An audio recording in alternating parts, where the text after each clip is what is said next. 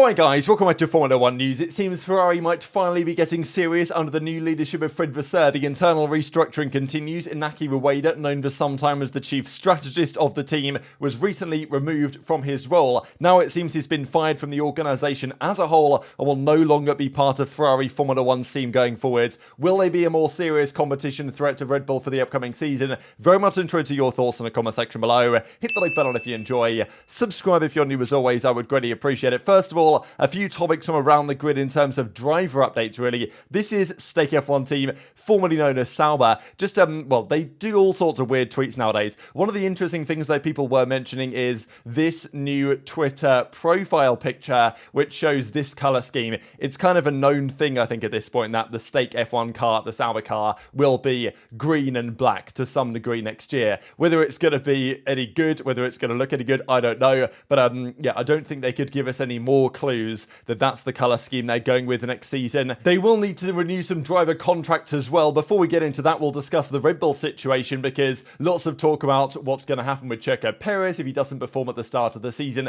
Let's say other teams are actually a bit closer to Red Bull and Checo is still qualifying P9, P10. That might not be good enough. They might think Ricciardo can do a better job, but of course, to prove that, he has to beat Tsunoda at the start of the season, which might not be a guarantee. This, though, was pretty interesting from Lawrence Barretto. As it stands, it is believed Ricciardo tops senior management's list of suitable replacements for Perez. The Australian, though, will need to get back to his very best this year, and many insiders feel this AlphaTauri team, his AlphaTauri team, will make a big step forward this year in terms of competitiveness. There's a strong chance he will deliver. So, you know, that seems to be the perception, right, that the RB19, the follow-on from that concept, all of the parts of that car can be used in some part by AlphaTauri. There's been lots of teams raising questions whether that should be possible, but yeah, many believe the AlphaTauri this year is not exactly going to be the Aston Martin of last year. I don't predict, but maybe, who knows? But they should be quite competitive. But of course, sure, the car might be better. They might be able to fight for, you know, top fives, podiums. I don't know. That might be optimistic thinking.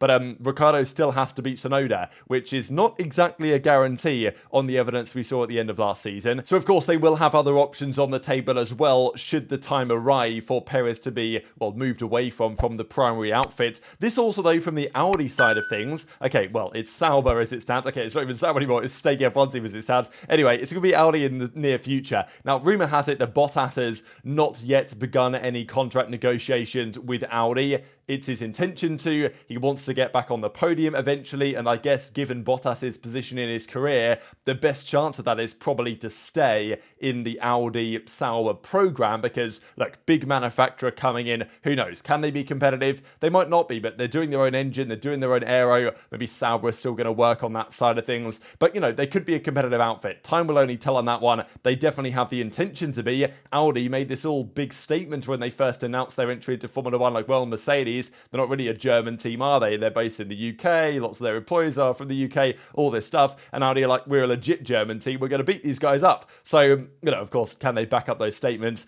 It'll take a few years for us to find out, but Bottas wants to stay at Audi in the long term, but it's not really Bottas that's their primary target. We've heard Hülkenberg, also potentially Mick Schumacher, but also Esteban Ocon is again being discussed as a top target for Audi. So apparently they're going to monitor his availability. His contract expires this year. So very interesting. Don't know what you guys think about whether you would, if you were Audi, go for Ocon if he was available. But yeah, again, we're seeing Ocon linked to Audi here. So I wonder how that will develop. There's also talk about Sargent.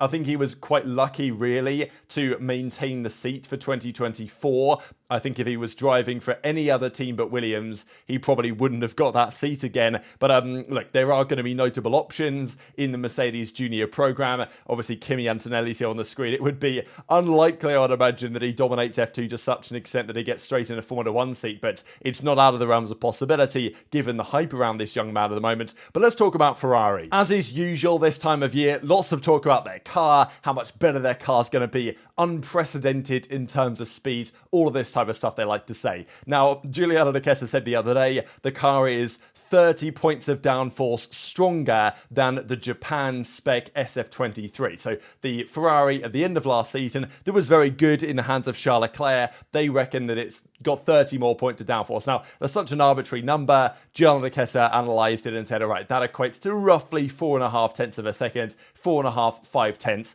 Now, those numbers, again, what can you read into it? Because those numbers in Austria are very different to what those numbers look like at Spa, short circuits versus long circuits. And also at certain tracks, the car works well. At some tracks, it doesn't. You can imagine that it's going to be good at Monza because Ferrari seem to design their car to be good at Monza and then hope it works well elsewhere. But they haven't won a championship in so many years now. 2022 was a great opportunity. So was, years like 2017, 2018 maybe. But Hamilton, Mercedes, just too strong as those seasons progressed. And also, mistakes on Ferrari's side, strategy calls, getting out-developed, reliability stuff. It's cost them big time over the last few years. But to be fair, Ferrari were very nearly second in last year's Constructors. They were second in 2022 and arguably should have pushed Verstappen closer for the title that year. Okay, couple of errors from Leclerc himself, but mainly it was reliability and strategy and many Grand Prix that season. Silverstone and obviously costing Charles Leclerc, and then Monaco. I don't even want to go there if you guys are Leclerc fans. So it's quite clear that Ferrari, Fred Vasseur comes in. Mattia Binotto was, maybe everything that was going on behind the scenes there, not necessarily his fault, but it didn't feel like he had quite as strong of a leadership or as strong a vision for what the future of Ferrari needs to be to get them back to where they want to be and where they belong, maybe right at the top of Formula One, than Fred Vasseur now has. Vasseur's also been quite clear that he says that all the dominant teams in history have had a dominant driver. We're talking Vettel, Red Bull. We're talking, Hamilton, Mercedes. We're talking Schumacher, Ferrari. And even Verstappen, Red Bull of the present day, along with so many other examples to even mention here. And Fred Vasseur's implication was, well, I'm going to choose my number one driver, and that's how we're going to build the team. Now, he won't say this publicly, of course, about Carlos Sainz, but I think we can safely presume what might be going on there behind the scenes right now at Ferrari. So it's not just, though, they've got to build a good car. Sure, that's a standard, and Leclerc or Sainz, whoever one it could be, but I would say more likely Leclerc, has to deliver a pretty much faultless season individually to try and beat Verstappen. But it's not just that. There's not just the car, not just the driver. There's the operational stuff. There's the strategy stuff, the pit stops and the strategic calls. That's have in many occasions cost Ferrari over the last couple of years. Xavi, of course, who is Leclerc's engineer, he gets a pretty hard time from the fan base, asking him a question and then obviously saying, we are checking, right, which is kind of the famous thing that he says. But rumour has it he's going to stay on, and Xavi Marcos is expected to continue in that upcoming role, or in that current role, and Ruth Buscombe, who recently departed Sauber, is not anticipated to join Ferrari. So some interesting rumours there coming out at the end of November with regard to what the future of Ferrari is going to be internally. But there's absolutely no doubt that Ferrari's strategy needs to be basically flawless if they want to compete with Red Bull, because Red Bull's strategy is more or less flawless. They maybe make one mistake a season, Red Bull on strategy, but that's pretty much it. And outside of that, they're almost always on the money. Ferrari haven't been. And look, Carlos Sainz says, and I get it, people criticise Ferrari too much because people talk about Ferrari bad strategy. It's a bit of a meme, obviously. So when it happens, then people criticise them more heavily. And that might be true. And I do think that for a couple of years now, Mercedes have, made some very poor strategic calls. And they've generally not got quite as much stick for it than Ferrari have. But even though nowadays I think that's changing somewhat. And this most recent season, Ferrari's pit stop's pretty good. Yeah, sure, they had their strategic blunders, as they always will, it seems, but it was less bad than maybe it's previously been. But they've got to get better. Mercedes know this, Ferrari know this, McLaren know this. You've got to get better in all aspects of the sport if you want to try and beat Red Bull and Verstappen as it stands. So this was confirmed February last year when Iñaki Rueda, who was top guy in strategy for some time, Vasseur comes in, gets rid of it, moves him to a factory role, previous strategic boss. This season, different management of that team. The question, I guess, would be how much influence Rueda still had. This is Iñaki Rueda, by the way. You guys might recognize him because there have been calls for many years from the Tifosi to get rid of this guy, basically. They finally kind of did it last year, but not fully. He was, moved out of his role, but that didn't mean that he wasn't still working elsewhere. But as of today, the rumour has it that he's going to be gone and is entirely out of Scuderia Ferrari. Now, it's possible possible that he could stay at Ferrari in other departments, but not work on the Formula 1 project. And there's a couple of other updates as well on, so Lauren McKees leaves Ferrari to go to AlphaTauri as their new team principal for the new season. There's another guy that's going to go there as well, actually. Loic Serra, who's formerly a Mercedes guy, he won't. His gardening leave doesn't end still for some time to come. So few updates on Ferrari internally, but definitely every single off-season at the moment, Fred Vasseur is keeping busy restructuring the team internally.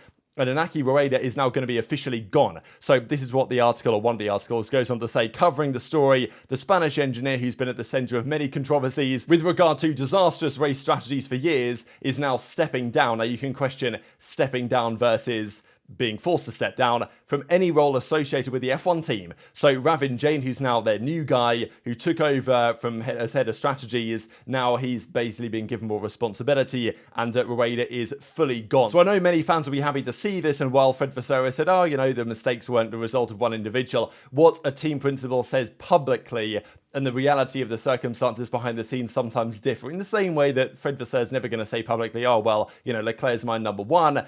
That might really be how it is behind the scenes, in the same way that, oh, it's not Rueda's fault, but, you know, he's potentially been paying the price. This does remind me somewhat of the Mike Elliott situation. Sure, they were in different roles, but let's not forget Mike Elliott, who was, until very recently, the technical director at Mercedes, managed the zero pod concept in 2022, and probably fatally for his job at the team, managed that transition into maintaining that design for the 2023 season. It wasn't long ago, basically as soon as after Bahrain happened, that he was released from that role. He was actually promoted, technically, to the chief technical officer, and himself and James Allison swapped roles. But then a few months later, we saw this probably a couple of months ago now, he was then basically released from the team. So you can say, oh, he wasn't fired, he decided to leave. But yeah, I don't know. I'm not so convinced that's true. Seems like another story of guy who failed at his role, gets moved to another role for the time being, and then eventually is let go after he's not working out there or whatever. So yeah, Ferrari's strategy team in general taking on a different look.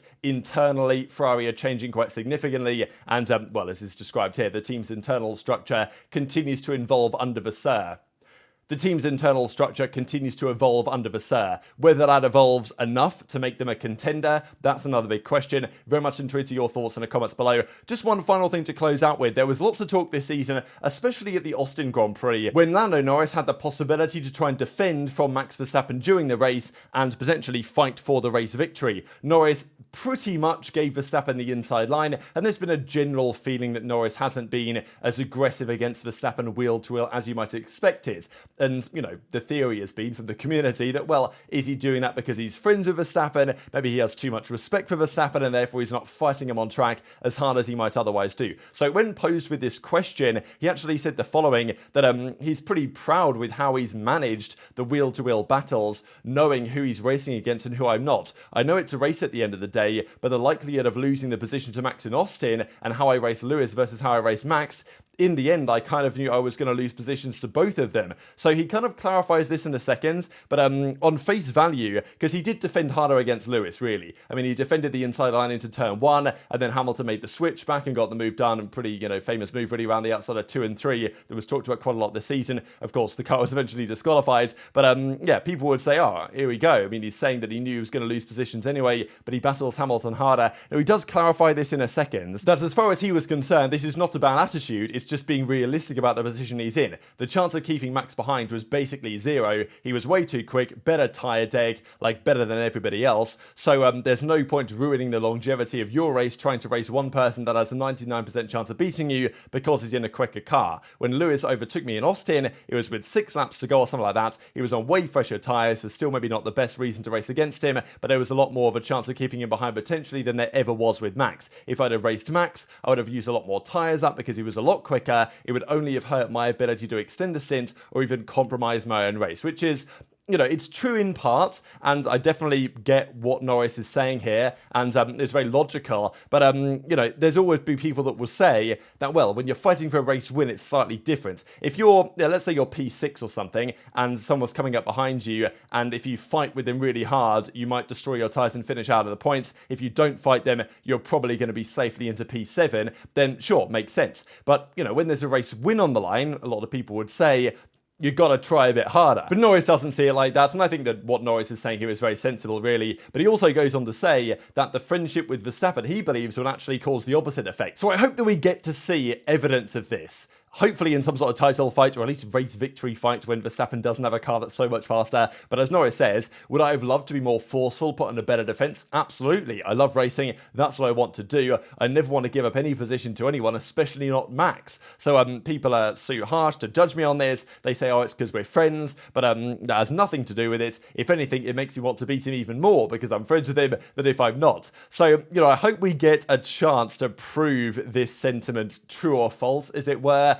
Obviously, we've heard Norris talk quite a lot over the last couple of months that, next season, that's the season he's going to get his first win. And look, it's one step to win a race. It's then another step to win, or at least compete for, a championship. But I hope we get to see that. I know there's lots of talkers. Who's going to be the most competitive team? Is it going to be Ferrari? Is it going to be Mercedes? Is it going to be McLaren? Lots of people think McLaren, understandably so. But if that's the case, Norris will be the one taking the charge. And then we'll see if in these race situations, in equal cars, if we can hope for such a thing, that Norris drives in a way that many fans would hope that he eventually would. So very much interested to your thoughts on all this stuff in the comments below. Hit the like button if you enjoyed. Subscribe if you're new. Take care. And I'll see you next time.